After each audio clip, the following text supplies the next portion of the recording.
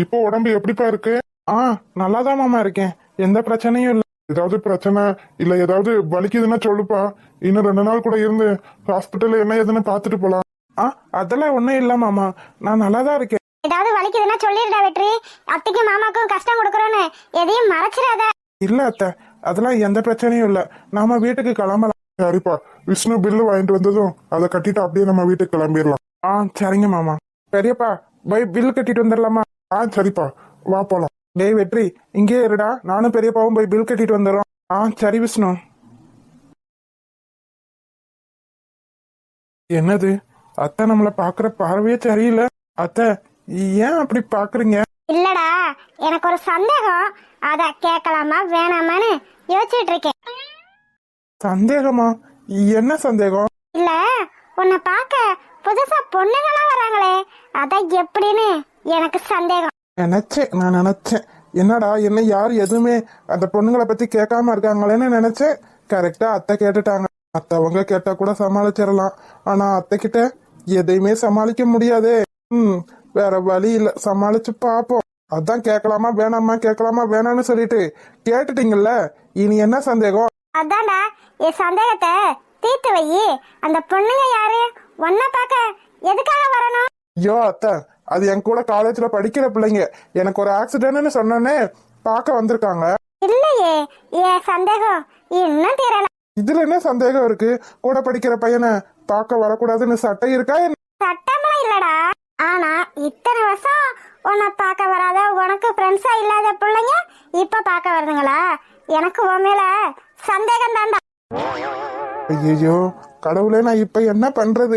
ஐயோ, இப்பன்னு பார்த்து தனியா மாட்டிக்கிட்டேன்னு. இந்த விஷ்ணு பையன் இருந்தாலும் ஏதாவது சமாளிச்சு விடுவான். ஏன் அத்தை, நான் சொன்னா நம்ப மாட்டீங்களா என்ன?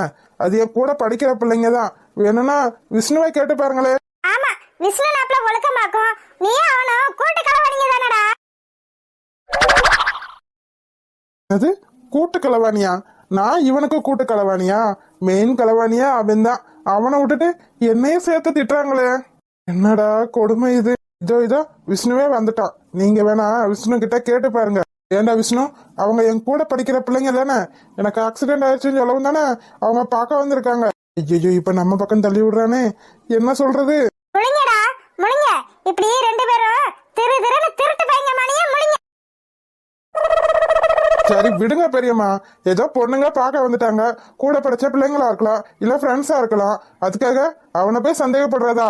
இல்லடா, எனக்கு டவுட் தான். இவன் கூட பொண்ணுங்க செட்டே ஆகாது. மொசா பிடிக்கிற நாய மூஞ்ச பார்த்தா தெரியாது. இவனுக்கும் பொண்ணுங்களுக்கும் எந்த காலத்துல சேர்ந்துச்சு? ஐயோ அத்தை, போதும், என்ன நீங்க ரொம்ப டேமேஜ் பண்றீங்க. இல்ல, எனக்கு சந்தேகம் தான். ஒருவேளை இவன் அந்த 2 பொண்ணுங்கள யாரையாவது ஒரு பொண்ணை காதலிக்கிறானோ? காதல்? அதுவும் என்ன? போங்க அத்தை, போய் வேற வேலை ஏதாவது இருந்தா பாருங்க. சும்மா வீட்டுக்கு போற நேரத்துல போய் காதல் கீதல்னு கண்ட மாதிரி பேசிட்டு இருக்கீங்க. பாருடா, 14 திருடன் ஒரு நாள் அகப்படுவான். அது மாதிரி உன் குட்டு ஒரு நாள் வெளியே வரும். கமிட்டடா சிங்கிளான்னு கேட்டதுக்கே அடிச்சு ஆஸ்பத்திரியில அட்மிட் பண்ணிட்டாங்க. இதுல காதல் வேற. போங்க அத்தை. ஆட்டோ வந்துருச்சுப்பா, கிளம்பலாமா? சரிங்க மாமா, கிளம்பலாம். என்ன 2 பேர் முகமும் பேரஞ்ச மாதிரி இருக்கு. ஒருத்த முகத்திலையும் ஈ ஆடல. அடுத்து இவரா? அதெல்லாம் ஒண்ணும் இல்ல மாமா, வீட்டுக்கு கிளம்பலாம். ஐயோ கடவுளே, மாப்பிள்ள வேற எப்ப திடுதிப்புன்னு வந்து உதவி பண்ணுங்கன்னு கேட்டுட்டாரு. நான் என்ன பண்ணுவேன் ஏது பண்ணுவேன்? இவளை நான் எங்க கூட்டிட்டு போவேன்? வெளியே கூட்டிட்டு போங்கன்னு வேற சொல்லிட்டாரு. மாப்பிள்ள கேட்டு முடியாதுன்னு சொல்ல முடியாது. இப்பன்னு பார்த்து ஒரு ஐடியாவும் தோண மாட்டேங்குது. இவளை நான் எங்கன்னு கூட்டிட்டு போறது?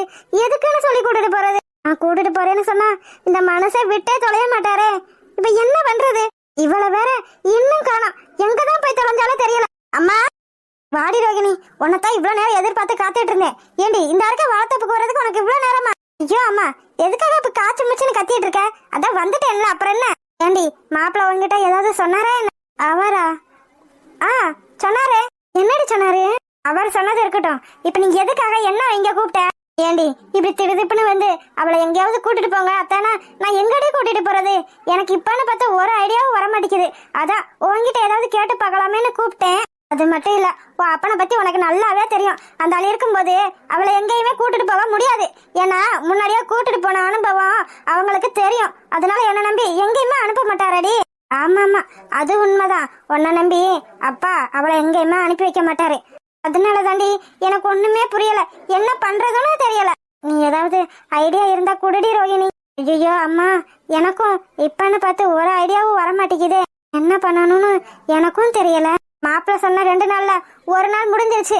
அவளை எங்கேயாவது கூட்டிட்டு போய் தாண்டி ஆகணும். அதனாலதான் ஒன்னா வர சொன்னேன். ஆனா நீ என்னன்னா உனக்கும் ஒரு ஐடியாவும் தோண மாட்டேங்குதுன்னு சொல்லிட்டு இருக்கியே. என்ன பண்ணலாம்? ஏமா பேசாம அவர்கிட்டயே கேட்டலாமா? பொடி பொடி பொச கட்டவளே, இந்த ஐடியா கூட உங்களுக்கு தோணலையான்னு மாப்பிள்ள நம்ம மூஞ்சிலே காரி துப்பிடுவாரு. ஏமா அவர் தான் சொல்லியிருக்காருல, அப்பயே ஏதாவது அவர்கிட்ட ஐடியா கேட்டுக்கலாம்ல. அவர்கிட்ட போய் நான் எப்படி இதெல்லாம் கேட்க முடியும்? அது மட்டும் இல்லாம அவர் முகமே படபடப்பா இருந்துச்சு. அப்படி இருக்கும்போது நான் என்னால எப்படி கேட்க முடியும்? சரி விடு, ஏதாவது யோசிச்சு பார்க்கலாம். சட்டுப்பட்டுன்னு சீக்கிரமா ஏதாவது யோசி ரோகிணி. மாப்பிள்ள என்கிட்ட கேட்டதுன்னு இந்த ஒரு உதவி மட்டும்தான். இதே கூட என்னால செய்ய முடியலன்னா எனக்கு தாண்டி அசிங்கம். உடம்பாதமா இரு, யோசிக்கிறேன். சட்டுப்பட்டுன்னு சீக்கிரம் எதையாவது யோசி ரோகிணி. ஆமா, நான் மட்டும் தான் யோசிக்கணும், நீ எதையும் யோசிக்க கூடாது. நீ எதையாவது யோசி. என்ன பண்ணலாம்? ஐயோ, இந்த ஆளை கட்டிக்கிட்டு இந்த ஆளை பொண்ணை கொலை பண்றதுக்கு என்னெல்லாம் யோசிக்க வேண்டியதா இருக்கு.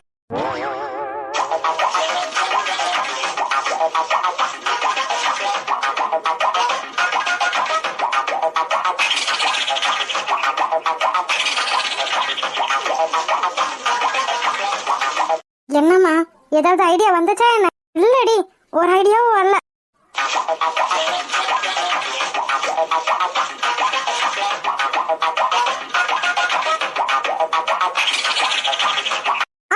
ஒரு ஐடியா வந்துருச்சு.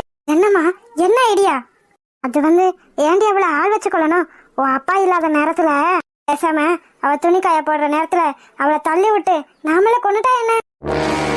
ஐயோ, அறிவு கட்டத்தனமா பேசாதம்மா. அப்படி பண்றதா இருந்தா எப்பயே பண்ணிருக்கலாம். அவர் என்ன சொன்னாரு? நாம தான் பண்ணோன்னு யாருக்கும் தெரியக்கூடாத அளவுக்கு பண்ணணும். அட ஆமா, அது வேற இருக்குல்ல. மாப்பிள்ள சொன்ன மாதிரி யாருக்கும் தெரியாம பண்ணாதான் நமக்கு நல்லது. நாம தள்ளி விடுற நேரத்துல எவ்வளவு பார்த்து ஏதாவது சொல்லிட்டானா அப்புறம் நம்ம பழப்ப நாரி போயிரும். தெரிஞ்சா சரிதான், இனிமே ஏதாவது யோசிச்சு செய்யி. சரிடி. நமக்கு யோசிக்கவே தெரியல. அது சரி, நமக்கு மூளை இருந்தா தானே நல்ல யோசனையா வரும். அப்பா இல்லாத நேரம், அவளை அப்பா இல்லாத நேரம் தான் வெளியே கூட்டு போக முடியும். அம்மா சொன்ன பிளான்லயும் ஒரு யோசனை இருக்கு. அம்மா, என்ன ரோகிணி? அம்மா, எனக்கு ஒரு யோசனை வந்திருக்கு. நான் சொல்றத மட்டும் நீ நல்லா கேட்டு அதை செஞ்சா போதும். சொல்லு ரோகிணி. அப்பா இல்லாத நேரம் தான் அவளை வெளியே கூட்டிட்டு போக முடியும். நான் சொல்றது சரியா? ஆமா ரோகிணி, உன் அப்பங்கார இல்லாத நேரத்துலதான் அவளை எங்கேயாவது வெளியே கூட்டிட்டு போக முடியும். அப்பா சரி, நான் சொல்றத மட்டும் கேளு. உனக்கு ஹார்ட் அட்டாக் வந்துருச்சு. உன் கண்ணு முன்னாடி குத்துக்கல்ல மாதிரி தானே நின்னுட்டு இருக்கேன். எனக்கு எதுக்கடி ஹார்ட் அட்டாக் வரணும்? ஐயோ அம்மா, நான் சொல்றத மட்டும் கேளு. எனக்கு ஹார்ட் அட்டாக் வந்துச்சுன்னா உண்மையா வந்துருச்சுன்னு அர்த்தம் கிடையாது. ஹார்ட் அட்டாக் வந்த மாதிரி நடி. ஓ, நடிக்கணுமா? நடிக்கிறதுக்கு எனக்கு சொல்லியாடி தரணும். புரிஞ்சா சரி. அப்பா இல்லாத நேரத்துல உனக்கு ஹார்ட் அட்டாக் வந்த மாதிரி நடி. எப்படியாவது அவ ஹாஸ்பிட்டல் கூட்டிட்டு போய் தானே ஆகணும். ஏன் ரோகிணி, ஒருவேளை ஹாஸ்பிட்டல் அவ என்ன கூட்டிட்டு போலனா? அதெல்லாம் கூட்டிட்டு போவாமா. அவ இடத்துல நாம இருந்தா தான் அப்படி பண்ணுவோம். நம்ம இடத்துல அவ இருந்தா கண்டிப்பா ஹெல்ப் பண்ணதான் செய்வா. ஆமா ஆமா, நீ சொல்றது சரிதான். அப்ப சரி ரோகிணி, உன் அப்பா இல்லாத நேரத்துல நீ சொன்ன மாதிரியே நான் நடிக்கிறேன்.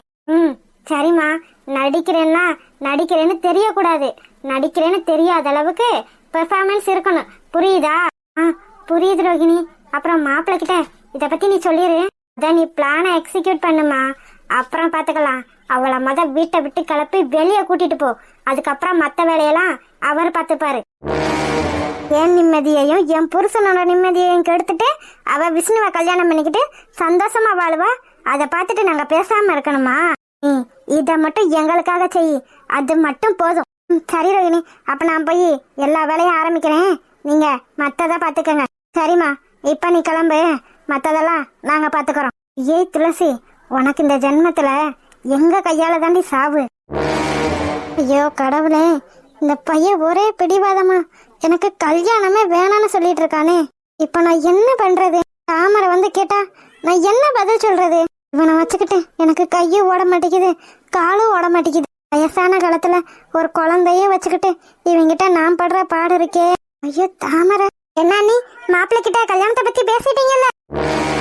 எனக்கு தெரியும், மாப்பிள்ளை எப்படியாவது இந்த கல்யாணத்துக்கு சம்மதம் தான் சொல்லியிருப்பாரு. அது வந்து தாமரை, கல்யாணத்துக்கு நாள் குடிச்சிடலாம் நீ. ஐயோ தாமரை, நான் சொல்றத கேளு. எனக்கு தெரியா நீ, நம்ம அகல்யாவை யாருக்கு தான் பிடிக்காம இருக்கும். இந்த நெட்டவழி சொன்னத நான் மாத்தி காட்டுறேன். அந்த நெட்டவழி மூஞ்சில நான் கரிய பூசி காட்டுறேன். நீ சித்தார்த்துக்கும் அகல்யாவுக்கும் கல்யாணத்தை முடிச்சு அவ மூஞ்சில கரிய பூசுறேன். ஐயோ தாமரை, நாங்க சொல்றத கொஞ்சம் கேளு.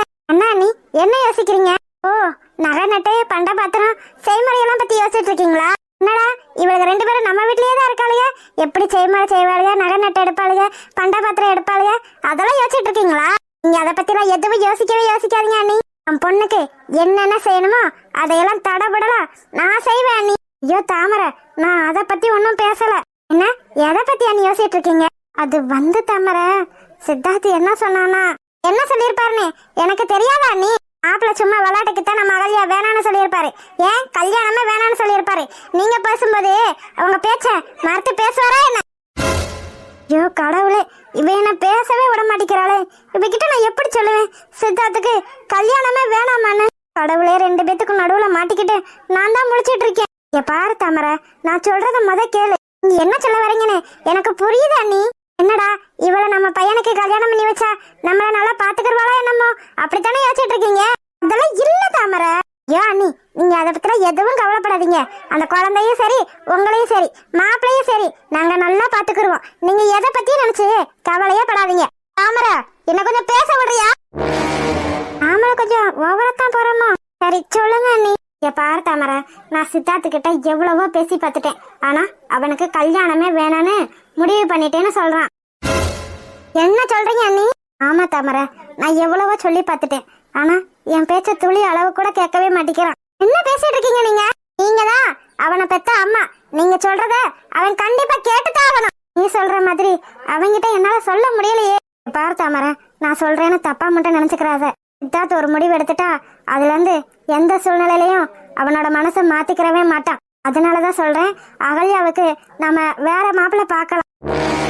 சித்தார்த்து கல்யாணம் பண்ணிக்கிருவான்னு காத்துட்டு இருப்பதெல்லாம் வேஸ்ட்.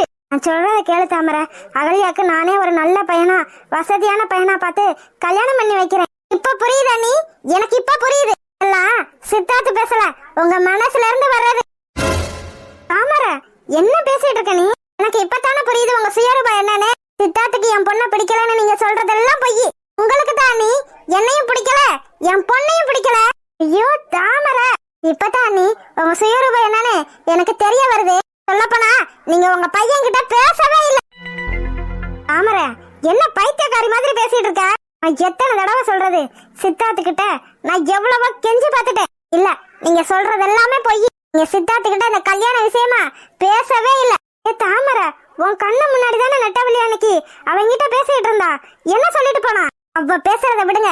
நீங்க உங்க பையன் கிட்ட பேசவே இல்லைன்னு நான் சொல்லுவேன். இது வரைக்கும் உங்க பேச்ச மீறி உங்க பையன் எதுவுமே பண்ணது கிடையாது. ஆனா இப்ப ஏன் பொண்ண கல்யாணம் பண்ணிக்க மாட்டான்னு சொல்றதெல்லாம் நீங்க சொல்ற பொய்.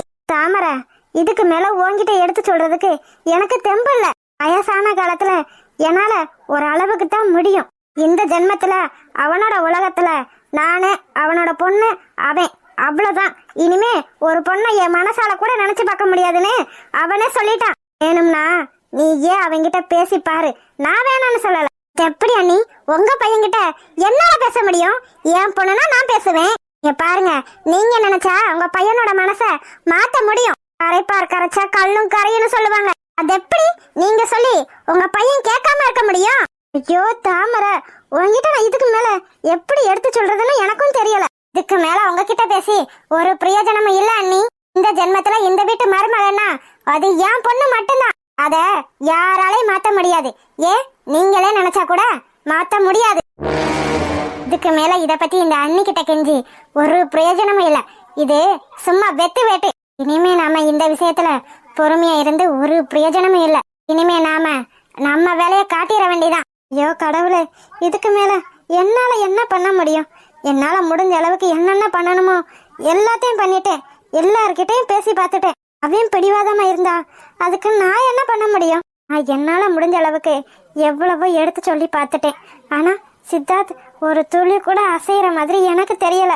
இவ என்னடானா இந்த வீட்டு மருமகனா அது அகல்யா மட்டும்தானு சொல்லிட்டு போறா. இந்த வயசான காலத்துல நான் என்னென்னலாம் பண்றதுன்னு எனக்கும் ஒன்றும் புரியல. ஹாய் செல்லக்குட்டீஸ், வீடியோ பிடிச்சிருந்தா லைக் பண்ணுங்க, ஷேர் பண்ணுங்க, கமெண்ட் பண்ணுங்க. மறக்காம அழகு வாழ தமிழ் கார்ட்டூன் சேனலை சப்ஸ்கிரைப் பண்ணிருங்க செல்லக்குட்டீஸ். அப்படியே பெல் பட்டனை ஆன்ல வச்சுக்கோங்க. அப்பதான் நாங்க போடுற சுவாரஸ்யமான வீடியோ உடனே உங்களுக்கு வந்து சேரும். வீடியோ பார்த்த அனைவருக்கும் நன்றி.